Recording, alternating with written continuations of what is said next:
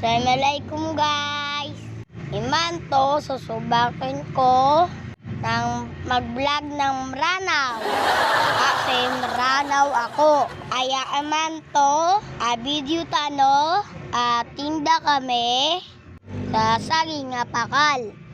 Taguan sa gataan yung katan nilagyan namin. Sugota. Hi! Ang hirap magmaranaw guys. Pero sinusubak ko magmaranaw. Kasi maranaw tayo Muslim. Tuminda si Umiko ng pakal. Yung pakal guys, saba sa Tagalog. Katan pinasahog-sahog. Hinalo-halo. Katan tinaguan sa gula. Ibig sabihin po ng gulay, ibig sabihin na ay nahihirapan na talaga ako guys magsalita ng Maranaw.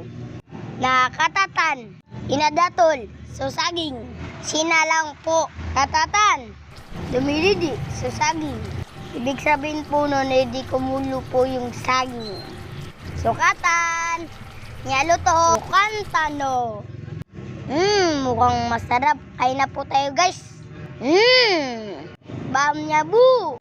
Anya kapia-pia ataam. Ibig sabihin po nun, amoy niya lang po guys, masarap na po. Katatan, kanako. Wanuse, umantano. Halik kayo, kain tayo guys. Saya parehas sa kape. Katan, so kape ame. Kiyome, 2 kami ron. Ayan ang kape namin. 2 po kami nun. So, YouTube po, vlog ako naman to. So, ayun na lang po guys. Hanggang dito na lang po.